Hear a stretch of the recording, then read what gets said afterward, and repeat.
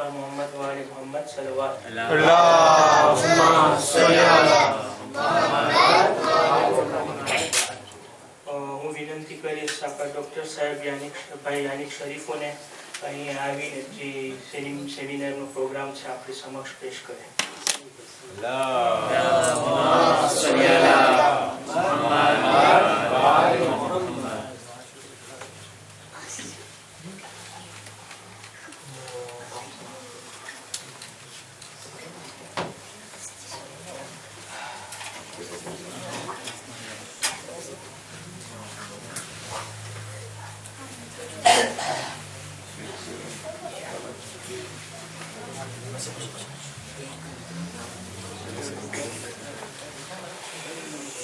Bon, chers frères, chers sœurs, salam alaikum.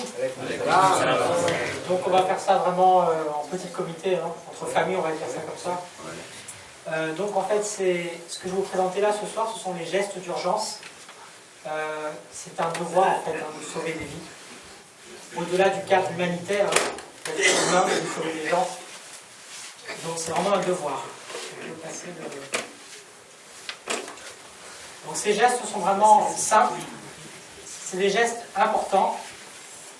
Souvent, il faut y penser, quoi. Dès qu'on est devant une situation d'urgence, ce serait bien d'y penser. Alors pourquoi c'est un devoir? Parce que déjà sur le plan médico-légal, ne pas porter assistance à une personne qui est en danger, c'est quelque chose qui est condamnable aux yeux de la justice. C'est 5 ans d'emprisonnement et 75 000 € d'amende. Donc, que vous voyez quelqu'un en détresse par exemple, que ce soit à la mosquée ou dans un cadre public, même ailleurs, il est important de s'arrêter et donc de s'inquiéter un peu de la situation. On va passer. Les règles de base, bien souvent quand on est face à une situation d'urgence, on a toujours le stress qui monte. C'est quelque chose qui est bien naturel. Hein.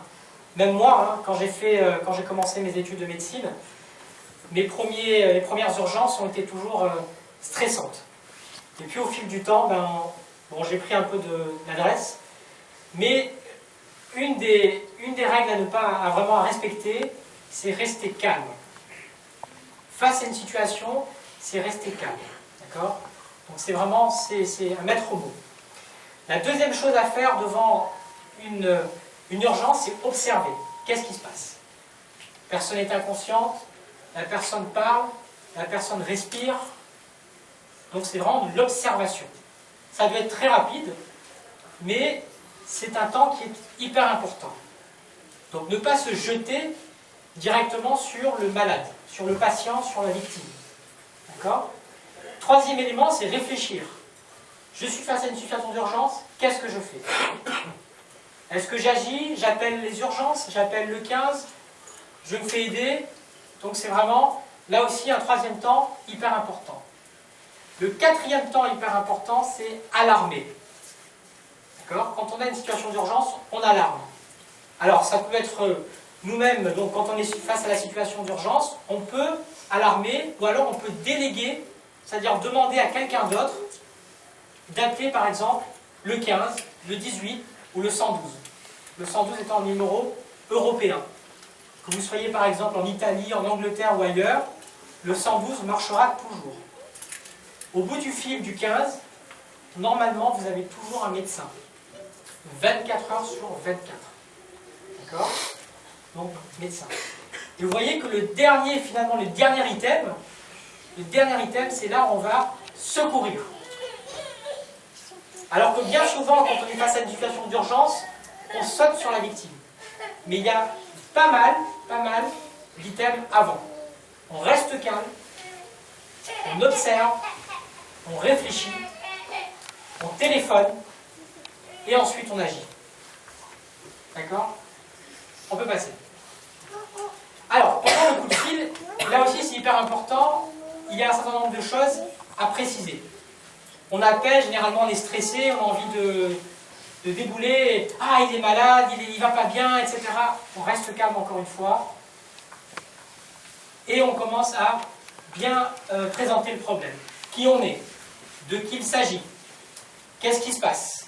Quoi? Est-ce que c'est un accident? C'est un malaise? Un arrêt cardiaque? Où? À Saint-André, à Saint-Denis. Adresse exacte le plus souvent. Quand? L'heure de l'accident est hyper importante. Parce que si jamais, par exemple, c'est un arrêt cardiaque, il suffit de 3 minutes pour que le cerveau ne fonctionne plus si jamais on n'a pas commencé la réanimation. 3 minutes pour qu'on ait grillé. D'accord? 3 minutes. Donc l'heure de l'arrêt cardiaque, par exemple, est hyper important. Combien de personnes sont malades? S'il y en a 2, c'est pas pareil. S'il y en a 3, c'est pas pareil non plus. S'il y en a un seul, c'est pas pareil non plus. Est-ce qu'on envoie une équipe, 2 équipes, 3 équipes, plusieurs ambulances? Et enfin, c'est après qu'on va commencer à détailler un peu les symptômes. Est-ce que le patient est conscient? Est-ce qu'il a du mal à respirer? Est-ce qu'il respire? Est-ce qu'il est en contact avec vous? D'accord? On peut passer. Donc là, pour l'instant, je vais commencer par l'arrêt cardiaque. L'arrêt, en fait, c'est l'arrêt cardio-respiratoire.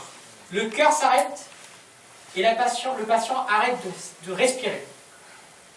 Par définition, le patient est donc inconscient. Inconscient, ça veut dire quoi? Ça veut dire que lorsqu'on va stimuler le patient, lui poser des questions, il ne va pas vous répondre. Réveille-toi, serre-moi les mains, ouvre les yeux, des questions simples. Et là, vous allez pouvoir, en même pas 10 secondes, évaluer l'état de conscience du patient. Donc, patient inconscient et qui ne respire pas. Ça prend, allez, 10 secondes pour faire le diagnostic. D'accord? De l'arrêt cardio-respiratoire. Une fois que le diagnostic est posé, qu'est-ce que vous ferez? Je vous pose la question. Arrêt cardio-respiratoire, vous faites quoi? Massage cardiaque.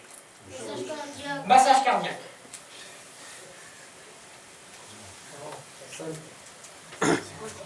Vous faites quoi? Massage cardiaque. C'est vrai que la première chose qu'on a envie de faire, c'est le massage cardiaque. Qui a déjà pratiqué un massage cardiaque? Le président a déjà fait un massage cardiaque. J'ai fait une formation PLS. Mais en réalité, est-ce que vous avez déjà fait un massage cardiaque? Alors, moi je l'ai déjà fait, donc en exercice, et malheureusement aussi dans la vraie vie.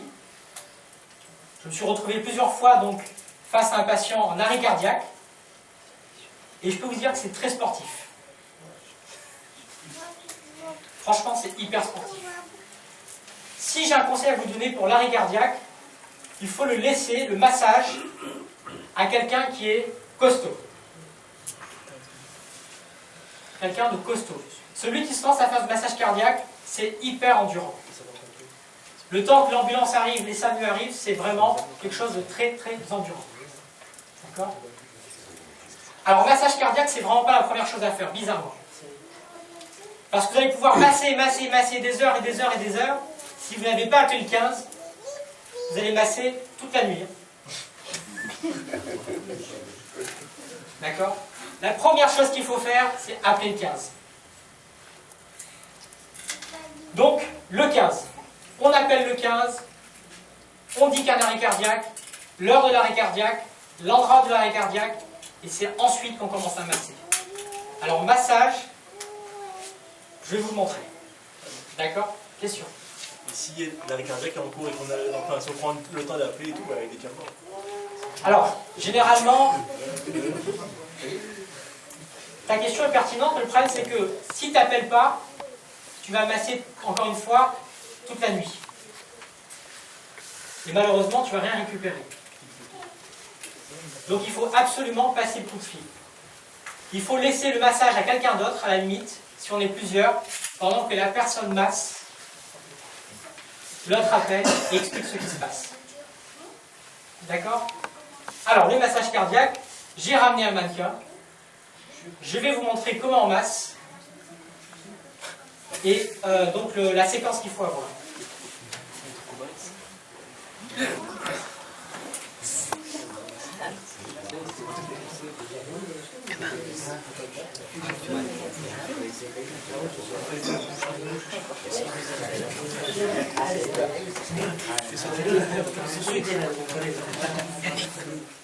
Yannick, derrière.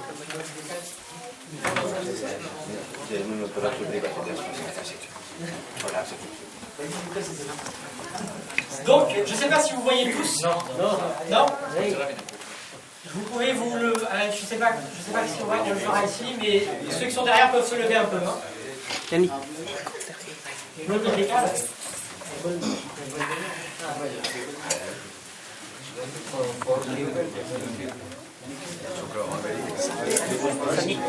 Sadik.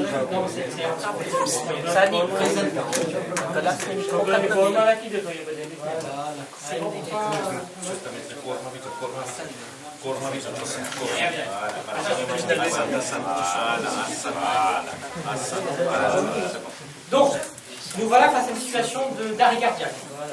D'accord? Alors, donc on se met à genoux.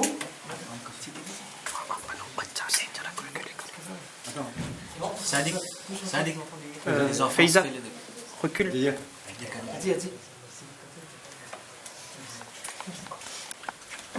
On prend la main droite, on la pose sur le thorax. De cette façon-là. D'accord? Donc vraiment le thorax, au niveau du sternum, c'est-à-dire entre les deux poitrines, il y a un petit creux. On pose donc la paume de le poignet quelque part. Hop, on y va. On prend la deuxième main, on la pose dessus. On se met en perpendiculaire par rapport au patient et on commence. Alors là, il faut faire 30 fois. D'accord? 30 pulses. On s'arrête au bout du 30e pour que soit vous-même, soit une deuxième personne fasse un bouche à bouche. D'accord? Donc vous allez voir comment c'est très épuisant, hein, vous allez voir. Je commence. 1, 2, 3, 4, 5, 6, 7, 8, 9, 10.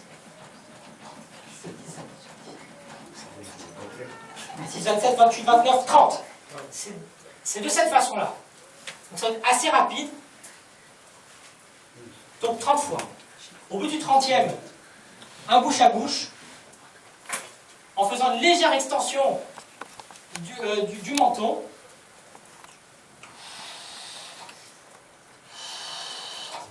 Et on commence. 1, 2, 3, 4, 5, 6, 7, 22, 23, 24, 25, 26, 27, 28, 29, 30. Et ainsi de suite. C'est déjà crevant, au bout de 2 fois. Donc c'est sûr que si vous n'avez pas appelé les pompiers ou le SAMU, c'est vous qui allez vous arrêter. Donc il vaut mieux appeler d'abord le SAMU. Alors, le bouche à bouche. Ça ne veut pas dire l'embrasser, hein, évidemment. Ça veut dire souffler dedans. D'accord? Souffler dedans. Donc, légère extension de la tête.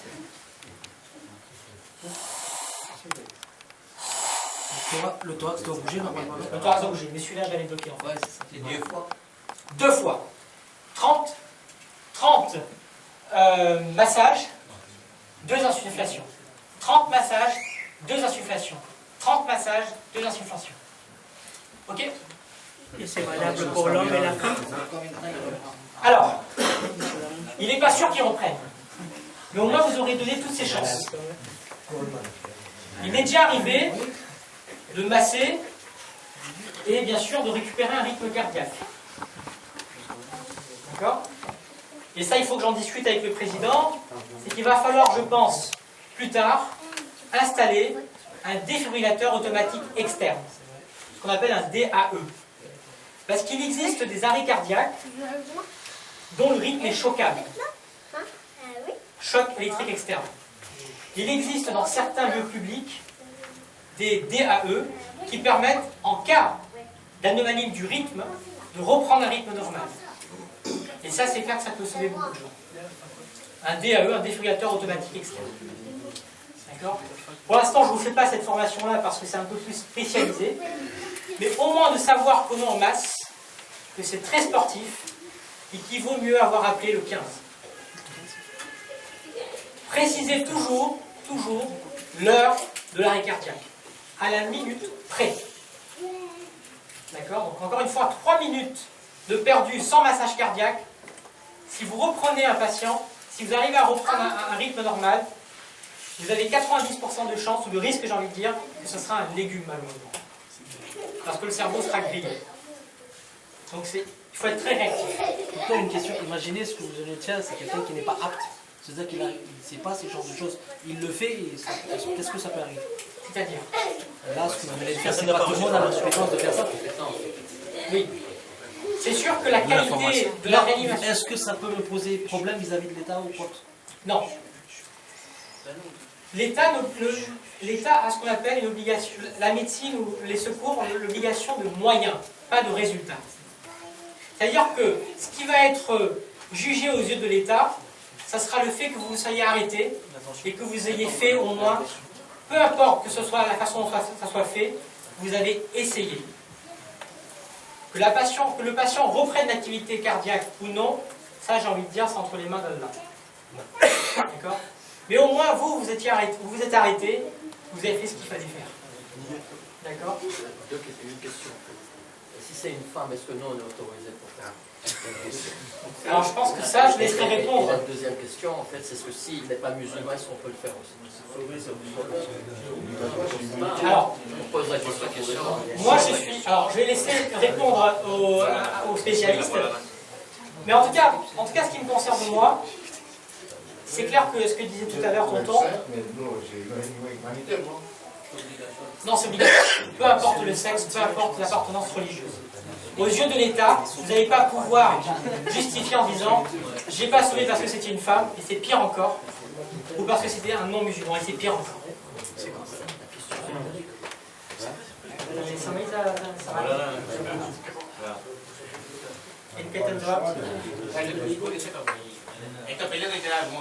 Ompe karu se ta to kasi hato lo na kapra to se kapra ko lang kami. Ba fu maro ni da takito. Na. Kapra na. Te puto ne kamu. Ja ka chawa je kai. Busha.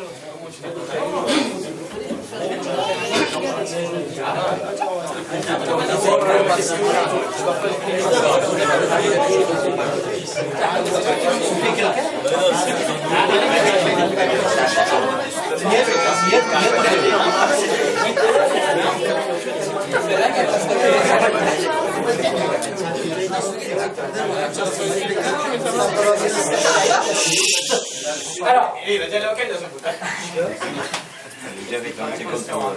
question très intéressante de Salim Tonton.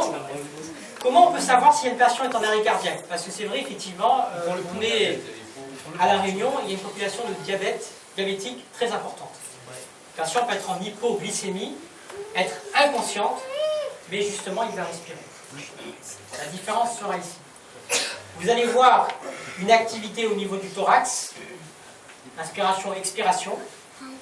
Il suffit à la limite de se rapprocher 5 secondes à côté de la bouche, sentir qu'il y a un air qui sort, ça suffira pour être sûr qu'il n'est pas en arrêt cardiaque. Si vraiment vous voulez aller plus loin, mais ça je le déconseille, c'est éventuellement de rechercher un pouls. Et pourquoi je ne le précise pas ici? Parce que la recherche d'un pouls est une perte de temps. Et ça va donc aller en contre des chances de récupération. Donc l'hypoglycémie par exemple, ou autre chose, l'arrêt cardiaque c'est vraiment typique. Quelqu'un qui ne bouge pas, qui est inconscient, et quelqu'un qui ne respire pas. Dans l'autre sens, il est juste après.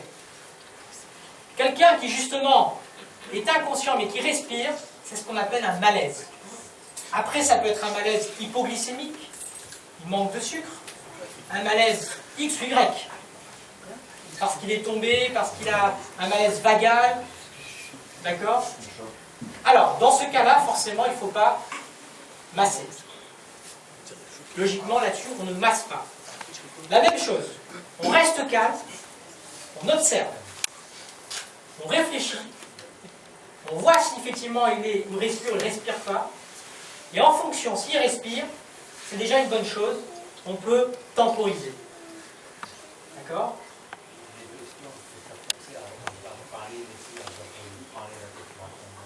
Alors, il y a un truc, justement, je vais arriver. Quand quelqu'un est inconscient, mais qui respire, donc on n'est pas dans le cadre de l'arrêt cardiaque. Donc il n'y a pas de massage à faire.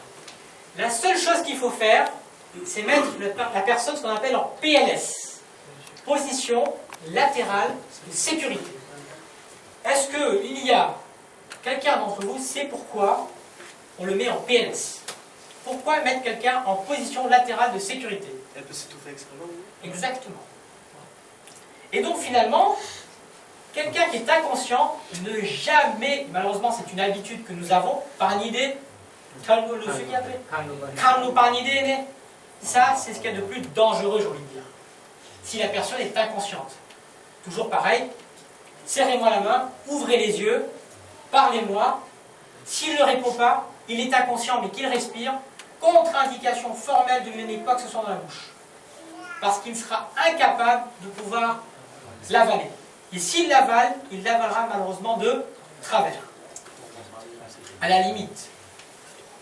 À la limite. Mais, alors, PLS, comment on met un patient en PLS? On ne sait pas. Position latérale. Position latérale de sécurité. Alors, je vais prendre un jeune. Allez, Faïzan, tu vas te mettre là, tu vas t'allonger.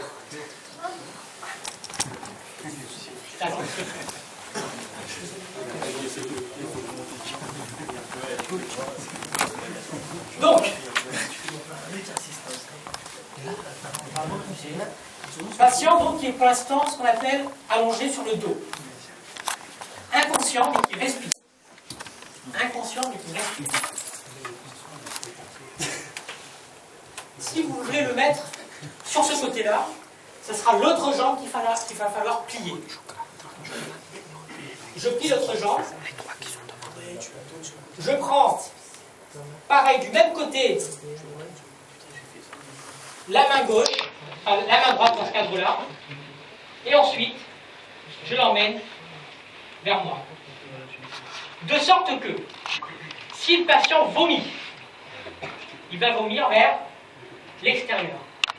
Donc il n'y a aucun risque qu'il va inhaler le vomi. Donc il n'y a aucun risque d'étouffement. D'accord? Dans l'autre sens, si ça avait été dans l'autre sens, c'est simple.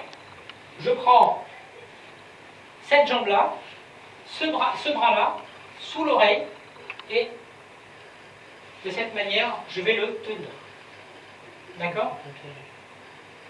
C'est pas compliqué, mais au moins ça évitera. Non, il n'y a pas vraiment de préférence. Yannick, Ok? tu peux refaire en mettant Faïzan plus loin? Alors, je vais mettre là. Avance encore un peu.